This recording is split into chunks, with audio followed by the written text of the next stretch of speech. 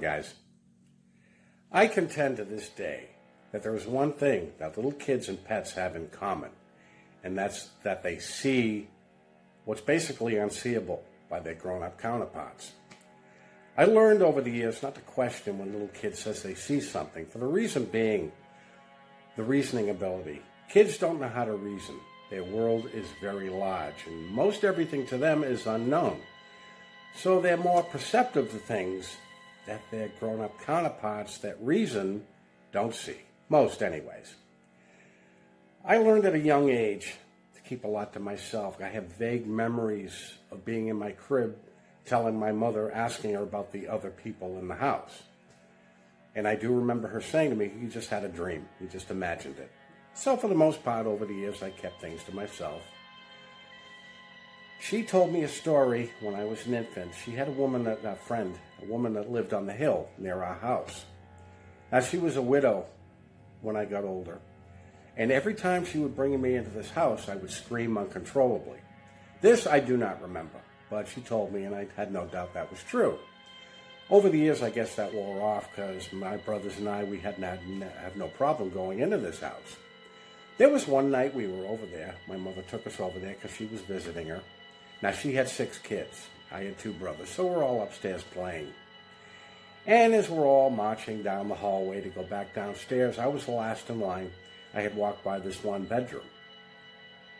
I don't remember how old I was, but I looked in the room, and what I saw was a head suspended in midair, just looking at me.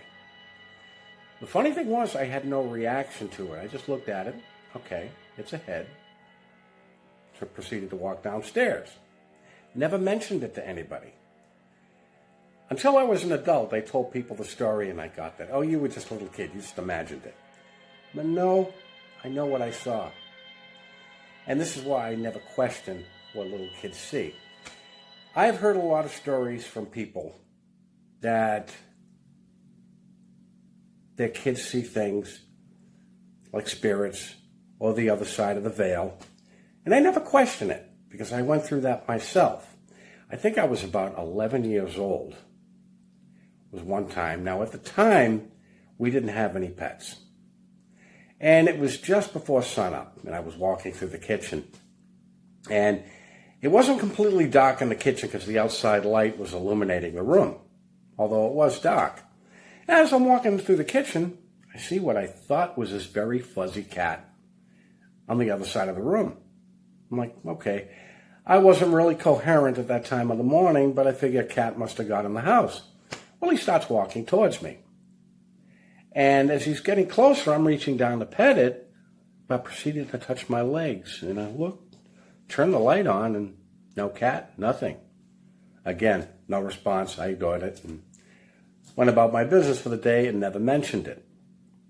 These things happen periodically through my young childhood, but they kind of slowed down after I hit 13 or 14 years old. And there was a lot of things I never mentioned because you always get that. Oh, you just imagined it. You just dreamt it. So I don't question when little kids say things like this. Now, I would talk to certain older relatives in my family over the years, and they all had their paranormal experiences and would relay the stories. Now, you can tell when somebody's elaborating or making something up because every time they tell you the story, it changes. But those relatives who mention these paranormal experiences, the stories stayed consistent. I never doubted it because I've had some experiences myself over the years.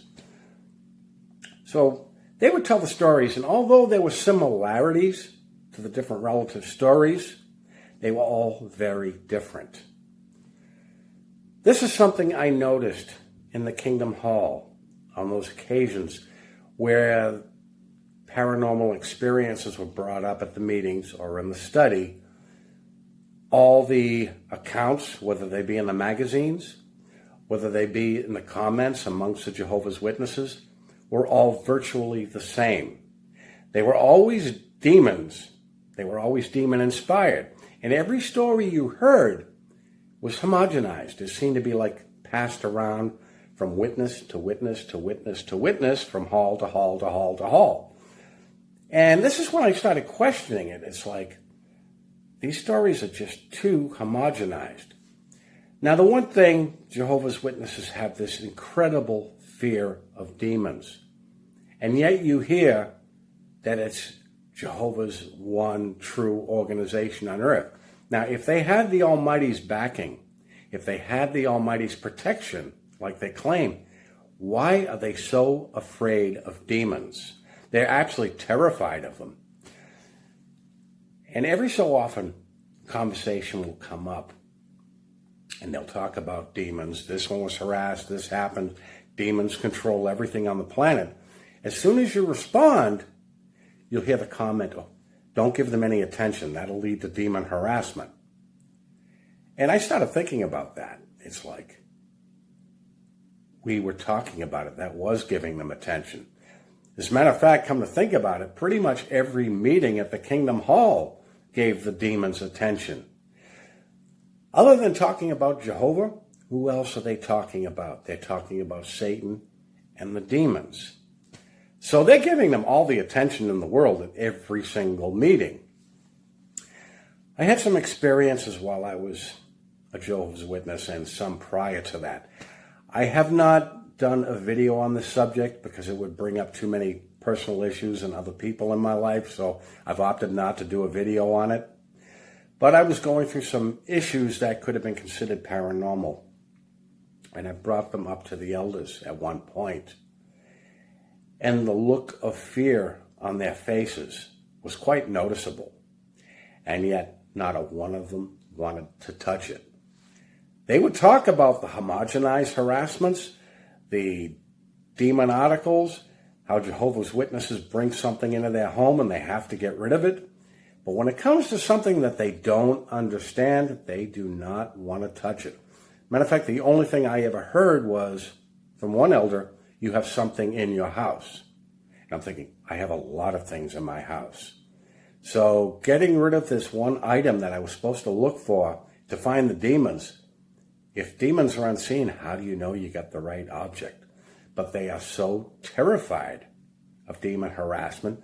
They're terrified of garage sales, and yet they all go to yard sales and buy stuff, supposedly only to bring demons into their house. They're convinced that demons are attached to objects. Whether that's true or not, I don't know. Me, myself, I think they're more apt to go after the person and not inanimate objects. But that's the homogenized teachings of Jehovah's Witnesses. At this point, I realized whatever I was dealing with, I'm probably best to keep to myself because these people were not equipped to handle it. They could handle homogenized harassments, but when it come down to something that perceived that might be real, they didn't have a clue what to do. Like I said, I've gone through some issues over my life, and I've been very hesitant about doing a video on it. I'll talk about the stuff that happened when I was very young, but after that, I kind of tend to leave it alone. But that was the one thing I noticed about Jehovah's Witnesses and when they're dealing with the paranormal. As opposed to somebody outside the organization, theirs is almost like scripted harassment.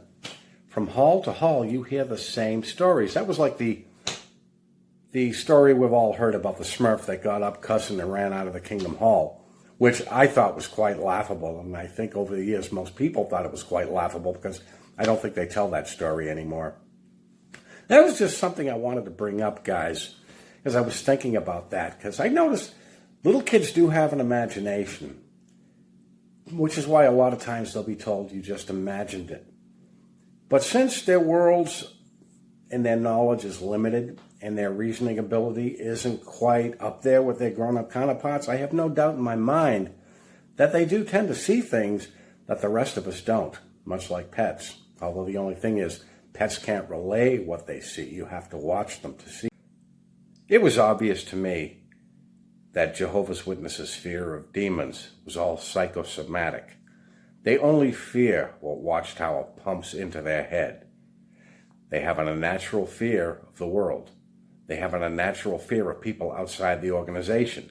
They have an unnatural fear of people that leave the organization, and they have an unnatural fear of demons. Everything has demons, according to them. Everything in your house. It's the stupidest thing I've ever heard. but they have this pumped into their head. And the thing is, they don't realize just how demonistic and evil Watchtower is with some of their antics. Now, it was about a month, 2 months ago, when Tony Morris was saying that Jehovah's enemies are going to disappear like smoke. And Mike and Kim had brought this up in a recent video, and several other people had brought it up, just how spiritistic that little scene on the end was. But 2 people can play at that game.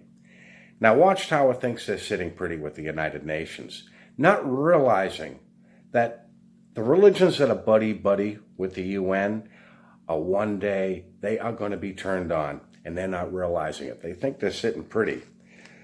But one of these days, Watchtower is going to disappear like smoke.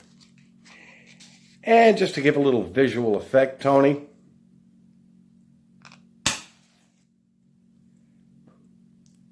Watchtower is going to disappear like smoke. Anyways, guys, thanks for stopping by. I will talk to you soon. You guys have a good day.